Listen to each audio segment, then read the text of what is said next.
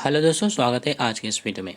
दोस्तों, आज हम कक्षा 12वीं का जो फर्स्ट चैप्टर है जियो मेजरन से जुड़े कुछ बेहद इंपॉर्टेंट ऑब्जेक्टिव क्वेश्चन करेंगे जो आपके एग्जाम के दृष्टि से बेहद इंपॉर्टेंट होगा। तो आपका जो पहला क्वेश्चन है कुछ इस प्रकार से है। आवृतबीजी पौधों के भ्रूणपोष में गुणसूत्रों की सूत्रगुणता क्या है? तो इस क्वेश्चन का जो राइट आंसर होगा वे होगा 3n। आवृतबीजी पौधों के भ्रूणपोष में गुणसूत्रों की जो सूत्रगुणता है वे 3n प्रकार की होती है। आवृतबीजी पौधों में दोहरा निषेचन और त्रिक संलयन होता है। ठीक है, आगे चलते हैं। सूक्ष्म प्रजनन में क्या संभव है? देखिए, सूक्ष्म प्रजनन प्रकार से कायिक प्रजनन है और कायिक प्रजनन जो है अलैंगिक प्रजनन का प्रकार है। इस तरह से आपका जो फर्स्ट ऑप्शन होगा वे आपका राइट आंसर होगा। ठीक है, आगे क्वेश्चन है, निम्न में से कौन उभयलिंगी प्राणी है? उभयलिंगी कहने का जो मतलब है जिसमें नर और मादा दोनों जननांग उपस्थित होते हैं, हम उसे उभयलिंगी प्राणी कहते हैं। यहाँ पर जो डी ऑप्शन देखिएगा, जो केचुआ है एक उभयलिंगी प्राणी का उदाहरण है।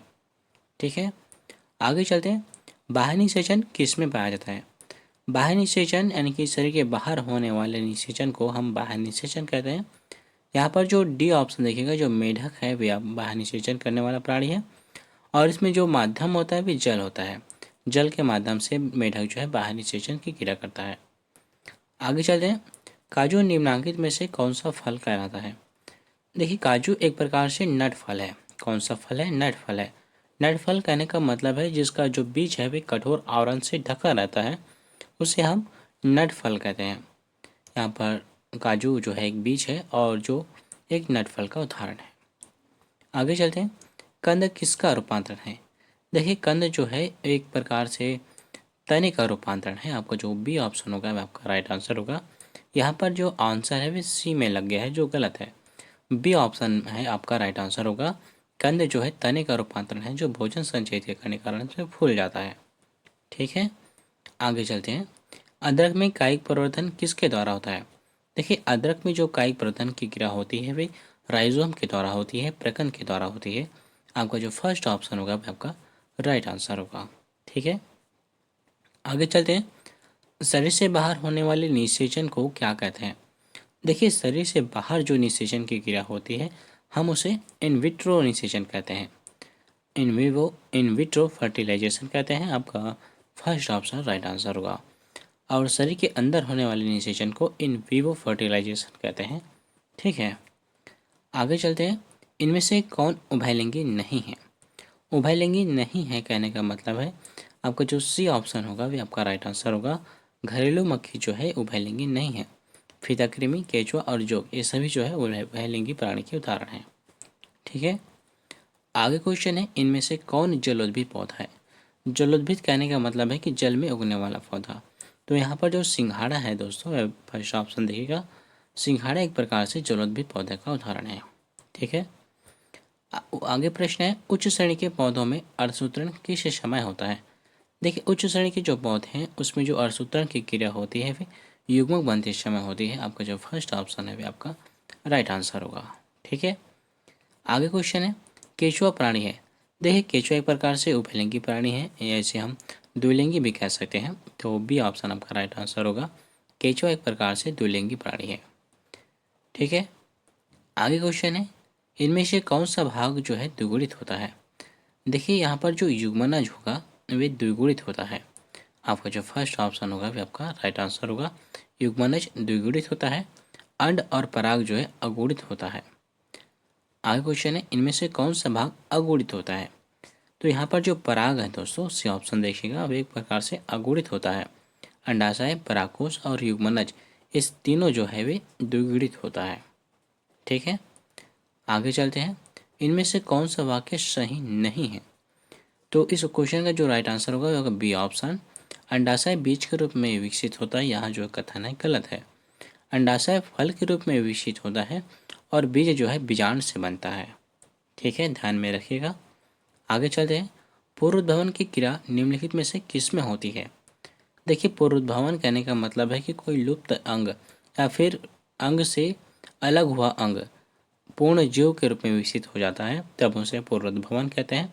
यहाँ पर जो स्पंज है वे पूर्वोद्भवन की क्रिया दिखाता है, यानी कि स्पंज में पूर्वोद्भवन की क्रिया होती है।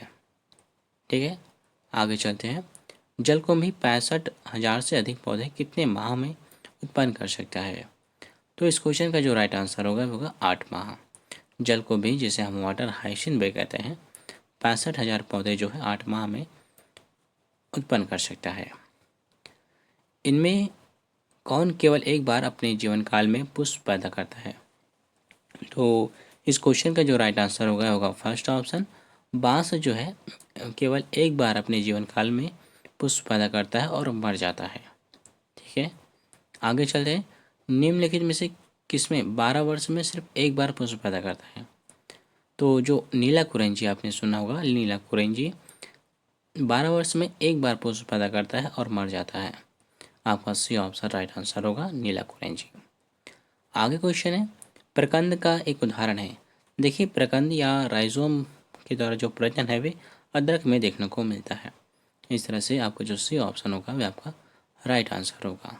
ठीक है, कलिकारोपण किसका उदाहरण है? कलिकारोपण उदाहरण है। तो कलिकारोपण जो है एक प्रकार से ऊतक संवर्धन की तकनीक है। आपका जो बी ऑप्शन होगा वह आपका राइट आंसर होगा। कलिकारोपण ऊतक संवर्धन की तकनीक है। आगे क्वेश्चन है, गेहूं षष्ठगुणित होता है जिसमें कुल गुणसूत्र संख्या 42 होती है, तो इसमें किसी में होंगे? तो इस क्वेश्चन का जो राइट आंसर होगा वह होगा डी ऑप्शन 7। गेहूं षष्ठगुणित होता है और 42 गुणसूत्र हैं, यानी कि 6 सत्ते 42, 7 समूह होंगे जिसमें प्रत्येक में 6 गुणसूत्र होंगे। ठीक है, आगे चलते हैं। मक्का में अर्धसूत्राणु 2n में गुणसूत्रों की संख्या होती है। मक्का के अर्धसूत्राणु में 2n में गुणसूत्रों की जो संख्या होती है वे 20 होती है। आपका जो सी ऑप्शन होगा वे आपका राइट आंसर होगा। आगे क्वेश्चन है, निम्नांकित में से किसका पादपकाय अगुणित होता है? देखिए, सवाल, कवक और ब्रायोफाइटा, इन सभी का जो पादपकाय है वे अगुणित होता है। इस तरह से आपका जो फर्स्ट डी ऑप्शन होगा वे आपका राइट आंसर होगा। सवाल, कवक और ब्रायोफाइटा, इन सभी का जो पादपकाय है वह हैप्लॉइड होता है, अगुणित होता है। ठीक है, आगे चलते हैं। इनमें किस समुदाय के पौधों में निषेचन के लिए जल माध्यम आवश्यक है? सवाल, ब्रायोफाइटा, टेरिडोफाइटा, इन सभी को निषेचन के लिए जल की आवश्यकता होती है। इस तरह से आपका डी ऑप्शन जो है राइट आंसर होगा। सवाल, ब्रायोफाइटा और टेरिडोफाइटा, इन सभी के लिए जल आवश्यक होता है। आगे चलते हैं। जब युग्मक संलयन जीव के शरीर के बाहर होता है तब उसे कहते हैं? देखिए, जब युग्मक का संलयन शरीर से बाहर होता है तब उसे बाह्य निषेचन कहते हैं। आपका बी ऑप्शन आपका राइट आंसर होगा। ठीक है, आगे चलते हैं। द्विखंडन किस में पाया जाता है? देखिए, द्विखंडन की जो क्रिया है वे अमीबा और पैरामीशियम दोनों में देखने को मिलता है। इस तरह से आपका जो डी ऑप्शन होगा वह आपका राइट आंसर होगा। मुकुलन द्वारा जनन किस में होता है? देखिए, मुकुलन के द्वारा जो जनन है दोस्तों वे इष्ट में होता है और यहाँ एक प्रकार से अलैंगिक प्रजनन है। ठीक है, आगे चलते हैं। इनमें कौन पुष्प पौधों के जनन में काम नहीं आता है? देखिए, आपका डी ऑप्शन देखिए, कोनिडिया। कोनिडिया जो है पुष्पी पौधों के जनन में भाग नहीं लेता है। ठीक है, आगे चलते हैं। पेनिसिलियम नामक कवक में अलैंगिक जनन मुख्य रूप से किस संरचना के द्वारा होता है?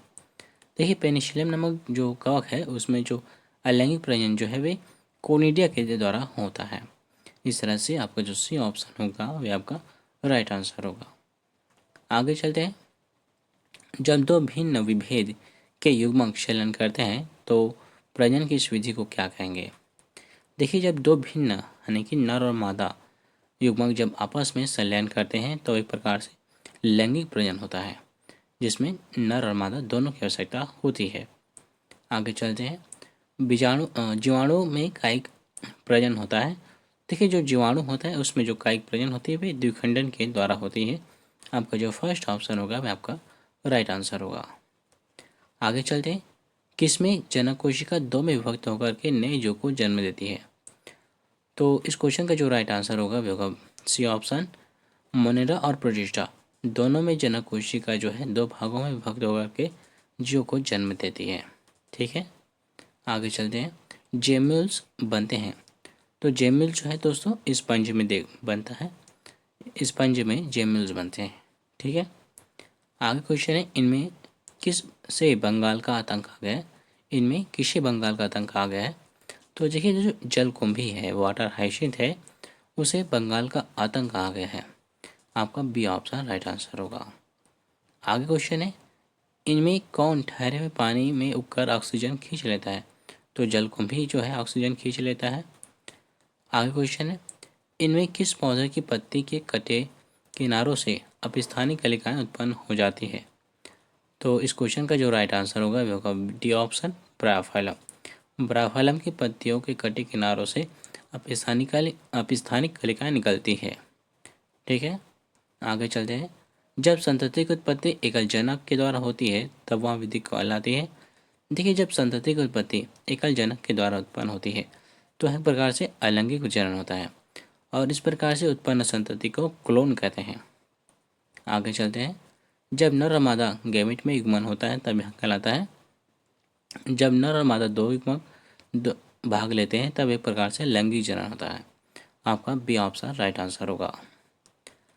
आगे क्वेश्चन है, एक पुंजन क्लोन के संबंध में निम्नलिखित में से कौन सा सही है? तो जो एक क्लोन है वो जो कि आकारिकी और आनुवंशिक रूप से समान होता है। सी ऑप्शन देखिएगा, आकारिकी तथा आनुवंशिकी रूप से समान। ठीक है, आगे चलते हैं। इनमें किसमें बहुकशाभिका चल बीजाणु पाए जाते हैं? तो इस क्वेश्चन का जो राइट आंसर होगा वो होगा बी ऑप्शन, वाउचेरिया। वाउचेरिया में बहुकशाभिका चल बीजाणु पाया जाता है। ठीक है, आगे चलते हैं। कोनिडिया का निर्माण किसमें होता है? देखिए, जो कोनिडिया का जो निर्माण है वो पेनिसिलियम में होता है। पेनिसिलियम में कोनिडिया के द्वारा प्रजनन की क्रिया होती है। ठीक है, आगे चलते हैं। आलू में कायिक प्रजनन में भाग लेने वाली संरचना होती है। देखिए, आलू में जो संरचना भाग लेती है कायिक प्रजनन में भी अंकुरणशील आंख कलिका होती है। सी ऑप्शन देखिएगा, अंकुरणशील आंख कलिका। आगे चलते हैं। युग्मक जनन में भाग लेने वाले संरचना हैं। देखिए, युग्मक जनन में जो भाग लेने वाले संरचना हैं वे नर और मादा दोनों युग्मक होते हैं। ठीक है, आगे क्वेश्चन है, निम्नलिखित में से कौन सा जीव सजीव प्रजक है? तो इस क्वेश्चन का जो राइट आंसर है वो होगा बी ऑप्शन, बिच्छू। निम्नलिखित में से कौन सा जीव सजीव प्रजक है? तो बिच्छू जो है एक प्रकार से सजीव प्रजक है। ठीक है, आगे चलते हैं। मध्य चक्र पाई जाती है। ओएस्टर साइकिल किसमें पाई जाती है? तो गाय, भेड़ और कुत्ता, इन सभी में जो है ओएस्टर साइकिल यानी कि मध्य चक्र पाई जाती है। आपका डी ऑप्शन राइट आंसर होगा। आगे क्वेश्चन है, ऋतु स्त्राव चक्र किसमें होता है? मनुष्य, बंदर, चिंपैंजी, इन सभी में। तो इन सभी में आपका राइट आंसर होगा मनुष्य, बंदर और चिंपैंजी, इन सभी में ऋतु स्त्राव होता है। ठीक है, आगे चलते हैं। द्विलिंगी प्राणियों के उदाहरण हैं। तो द्विलिंगी प्राणी कौन कौन से हैं? स्पंज, टेपवर्म, जोग, ये सभी जो है द्विलिंगी प्राणी के उदाहरण हैं। ठीक है, आगे चलते हैं। मनुष्य के युग्मकों में गुणसूत्रों की संख्या होती है। देखिए, मनुष्य के जो युग्मक है, गैमिट है, उसमें गुणसूत्र जो है 23 होता है। आपका जो बी ऑप्शन होगा वह आपका राइट आंसर होगा। आगे चलते हैं। इनमें कौन अन्य प्रजक ओविपेरस प्राणी है?